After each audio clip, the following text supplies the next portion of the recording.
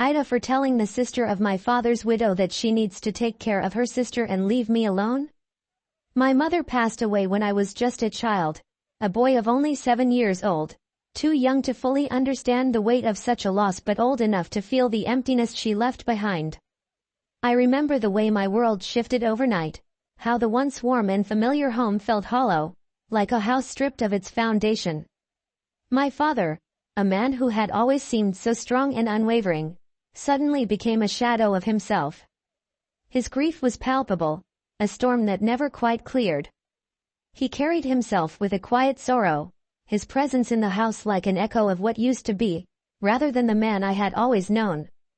He worked long hours, often coming home exhausted, his eyes carrying a sadness that even I, as a child, could see. For 3 years, it was just the two of us, bound together by our shared loss, navigating a world that no longer felt whole. I clung to the memories of my mother, the way she used to hum while cooking, the warmth of her embrace, the way her laughter could brighten even the darkest days. But those memories began to fade, replaced by the reality of a life without her. My father did his best, but grief weighed heavily on him. He tried to be both parents at once, but there was always something missing, a void neither of us could fill. Then, when I was 10 years old, he remarried. His new wife was a woman who, from the very start, believed she was stepping into the role of both wife and mother. She carried herself with an air of confidence, as though she were rescuing us from our sorrow, as though her presence alone would heal the wounds left by my mother's absence. But I did not want a new mother. I did not need one. I had already learned, in my own quiet way, how to live without that kind of presence in my life. My mother was gone, and no one could replace her. At first, I was polite, because I knew my father cared for her. I knew he wanted this, needed this, and so I tolerated her presence. I did not fight or rebel, I simply existed in the same space, keeping my distance, never letting her in. I watched as she tried to build something between us, to force a bond that was never meant to be. She would ask about my day, try to involve herself in my life, offer to help with homework or take me to the park. But I met each attempt with cold indifference. She was a stranger in my home, a presence I could not ignore but refused to embrace. I remember overhearing my father talking to her late at night, his voice laced with frustration and desperation. He wanted us to be a family. He wanted me to see her as more than just an outsider. But I could not. And deep down, I think she knew it. She must have felt the distance, the wall I had built between us. Yet she never stopped trying, never stopped pushing for something that was never meant to be. Years passed, and though she remained in our lives, my feelings never changed. I grew up, moved out, and carried on with my life without ever once feeling the need to look back. When my father passed away years later, it was a loss, but not the same kind of loss I had experienced as a child. He had lived his life, made his choices, and found some measure of happiness, even if it was not a happiness I could share in. He had planned everything for his passing, every detail, every arrangement, even ensuring that he would be buried beside my mother, his one true love. It was the only thing that made sense to me, the only decision that felt right.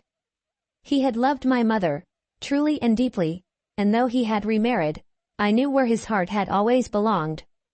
His wishes were clear, and I honored them without hesitation. After his death, I faded from the life of his wife. There was no need for continued contact, no reason to maintain a relationship that had never truly existed in the first place. She reached out, at first with polite messages, then with more emotional ones, trying to keep some connection alive. She spoke of how she had always wanted a child, how she had seen me as the son she was never able to have due to the cancer she had battled before meeting my father. She wanted to be a grandmother to any children I might have in the future, to be a presence in my life, even now that my father was gone.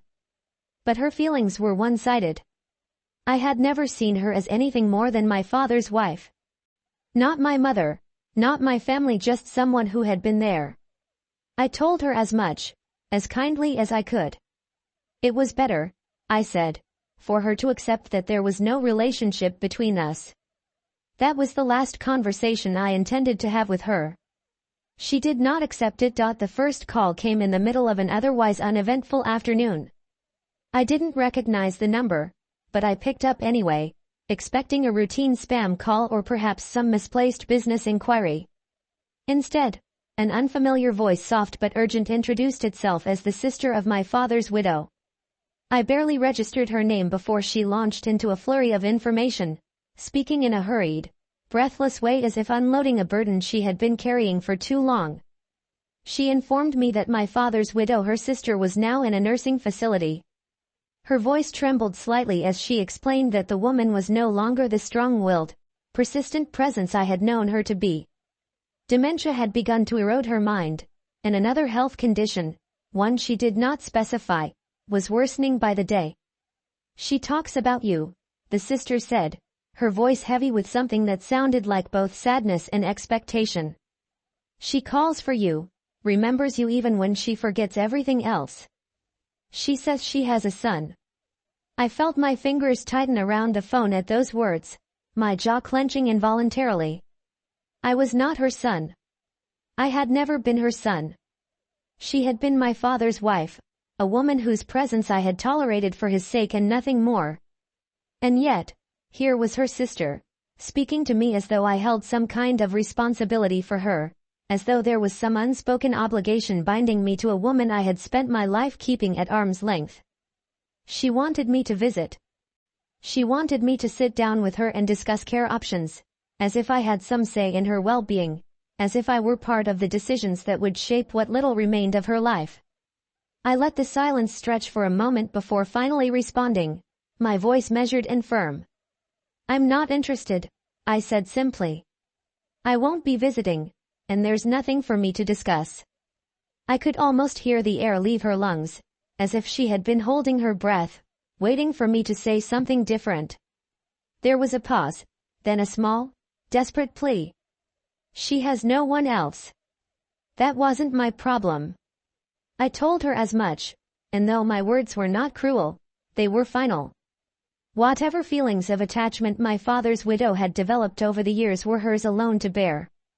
They had never been reciprocated, and I had no intention of pretending otherwise now.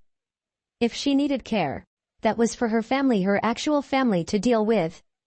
I had removed myself from her life years ago, and I wasn't about to reinsert myself out of some misplaced sense of guilt or duty.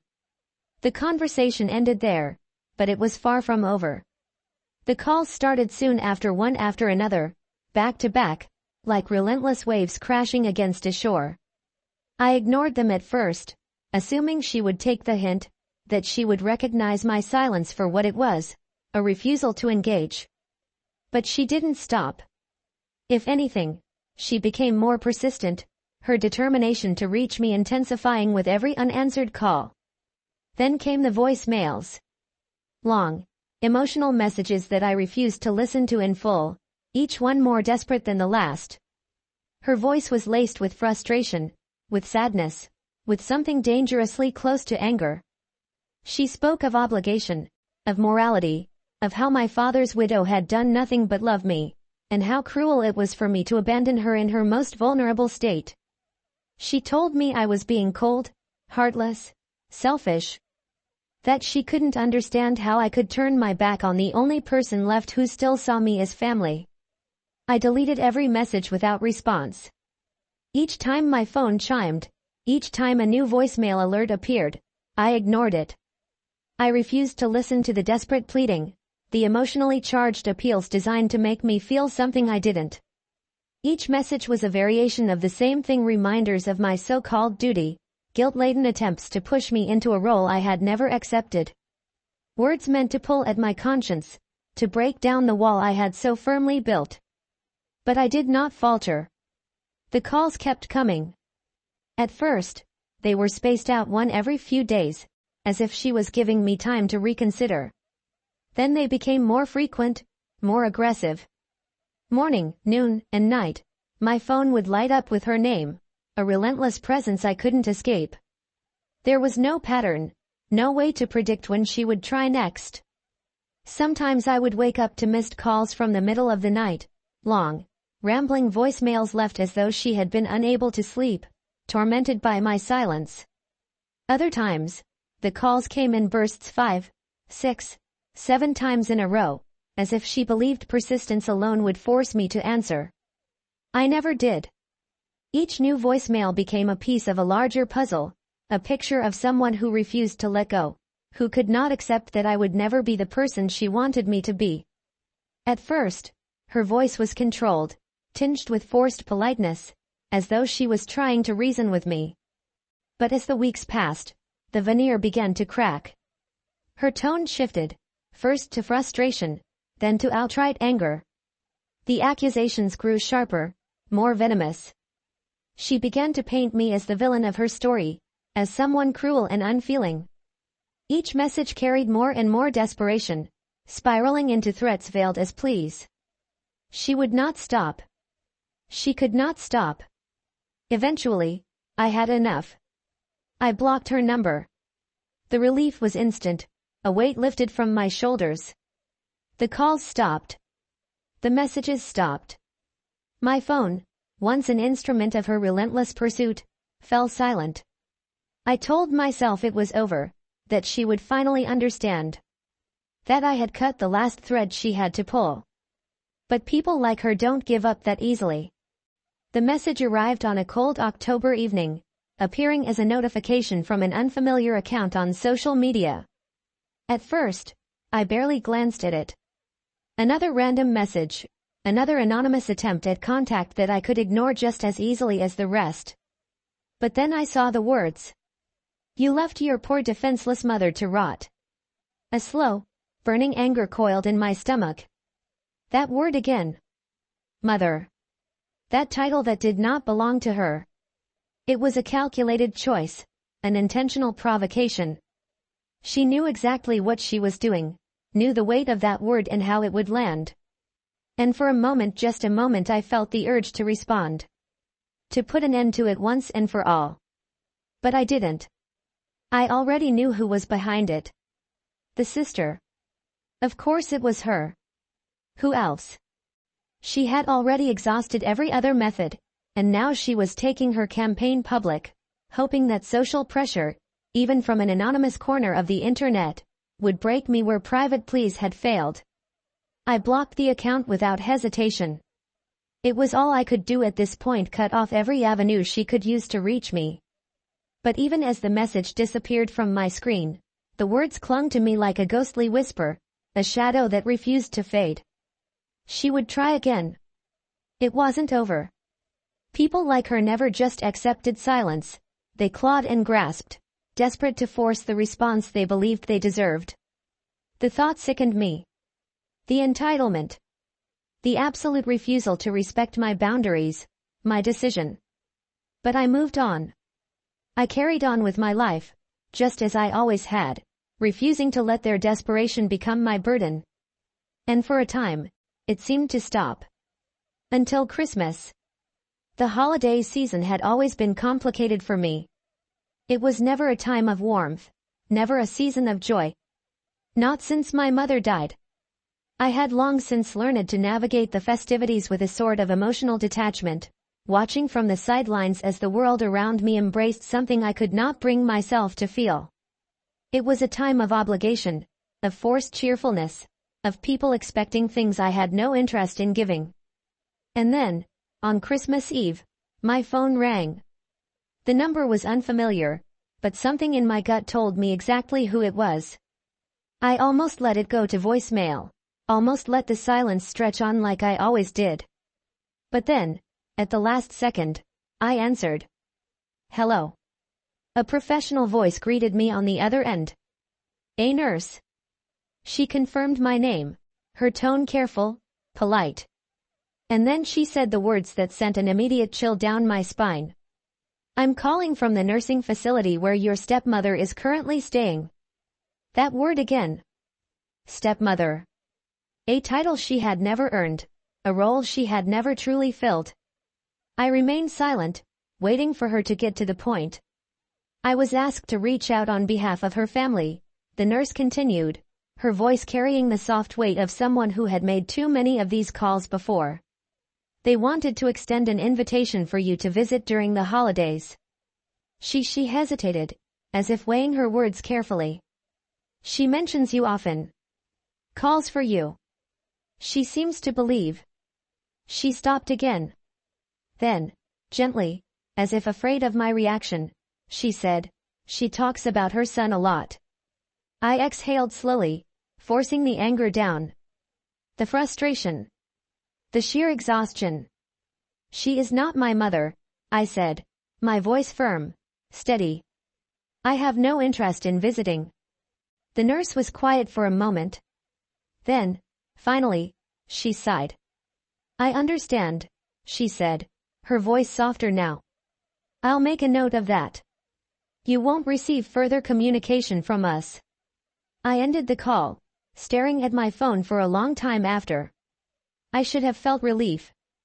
But I knew, deep down, that this would not be the last time they tried. The holiday season had never been a time of warmth and joy for me. Not since my mother died. It was a time of memories, of echoes of laughter that no longer filled the house, of a hollowness that could never truly be replaced. I had long learned to navigate it without the weight of expectation, without the forced sentimentality that so many clung to. It was just another day. So when my phone rang that afternoon, I almost didn't answer. The number was unfamiliar, but I had learned my lesson from ignoring unknown calls. They had a way of resurfacing in more persistent, invasive forms. I sighed, resigned, and picked up. Hello. A polite, professional voice greeted me. Hello, is this? They confirmed my name, their tone gentle, careful. I'm calling from the nursing facility where your stepmother is currently staying. The title alone made my jaw tighten. Stepmother. As if any legal title or technicality could create a bond where none had ever existed. I let the silence stretch just long enough for the nurse to continue, already anticipating where this was headed. I was asked to reach out on behalf of her family. They thought, given the holiday season, that perhaps you might consider visiting. She mentions you often. Calls for you. She seems to believe. The woman hesitated, as if weighing her words. She talks about her son a lot. I exhaled sharply, feeling something cold settle in my chest. This again. This persistent fantasy she had woven for herself, this desperate, delusional attachment she had never let go of. And now, in the fragile decay of her mind, it had only strengthened, solidified into something unshakable. I kept my voice steady, though there was an edge to it now. I have no interest in visiting. I don't want to be contacted about this again. There was a pause. Then, finally, the nurse sighed, sounding almost relieved. I understand, she said simply. I'll make a note of that. You won't receive further communication from us. It should have been the end of it. And in that moment, I allowed myself to believe that maybe, just maybe, it was. But deep down, I knew better. The message came in the middle of another ordinary day. I had long since stopped feeling any kind of surprise when these messages arrived, but this one was different. It wasn't just a single line of emotional blackmail, not just another cheap attempt at guilt-tripping me into responding.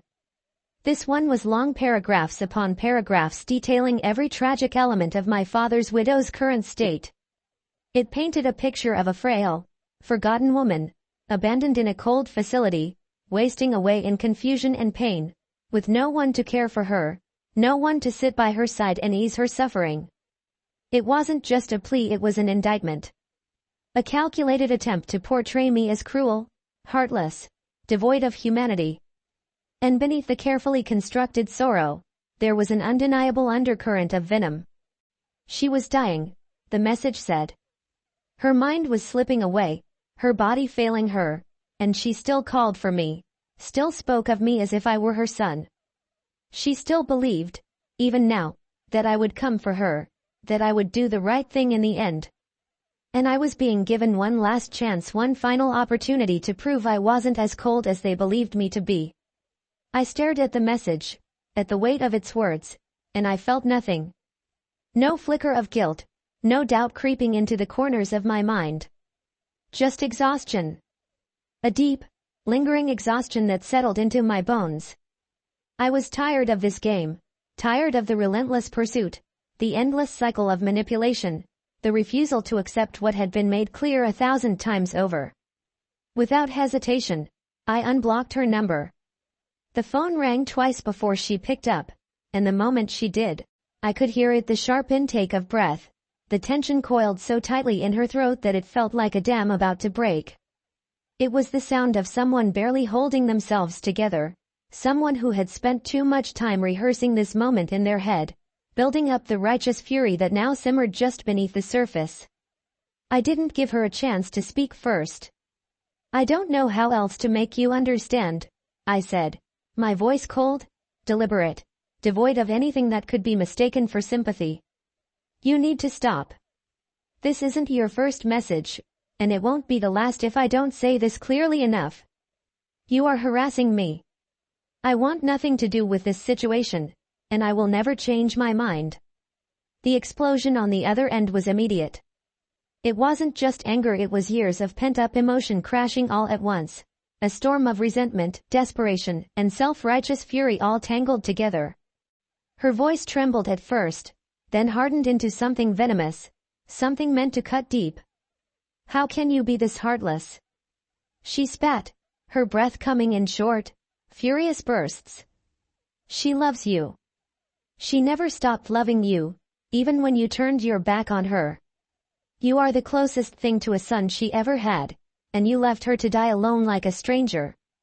The words were thrown like daggers, designed to wound, to make me feel something, anything that would make me reconsider. But they hit nothing. They slid off me like water against stone.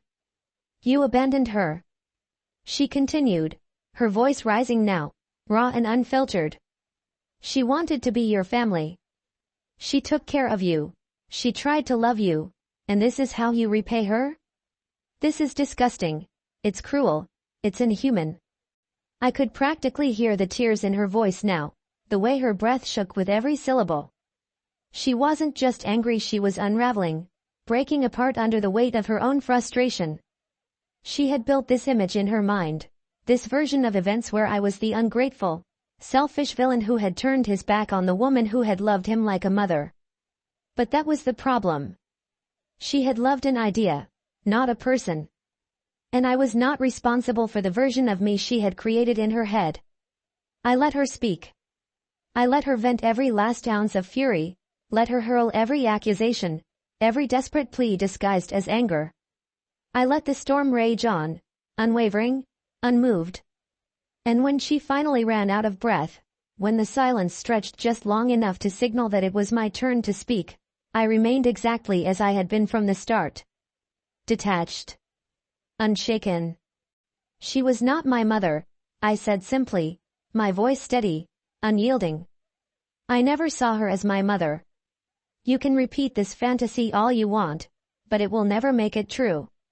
She was my father's wife, nothing more, and my father is gone.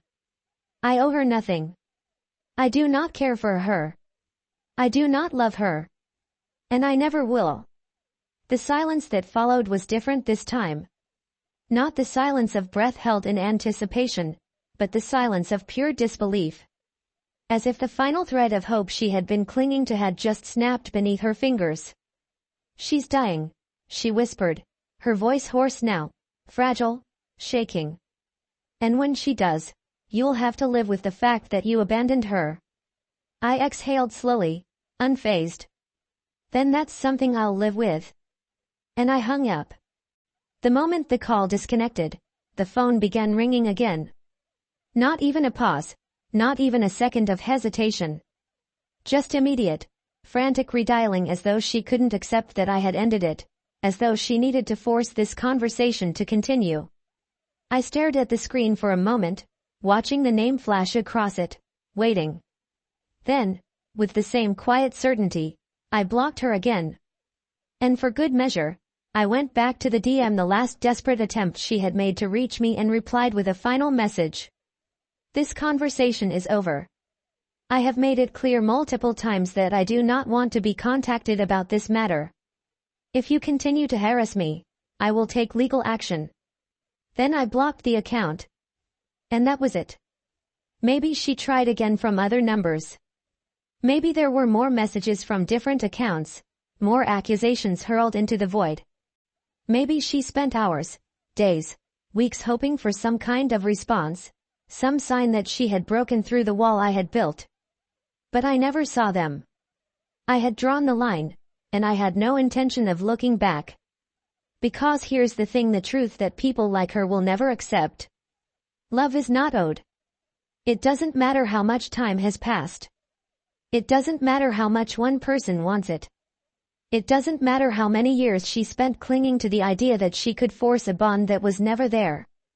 Love doesn't work that way. Family doesn't work that way. People love to believe in obligations that don't exist, to forge connections that were never truly there. They convince themselves that time alone can create family, that one person's love can be enough to force another to reciprocate. But reality doesn't work that way. She was not my mother. She never had been. And I would not apologize for not feeling something that was never there.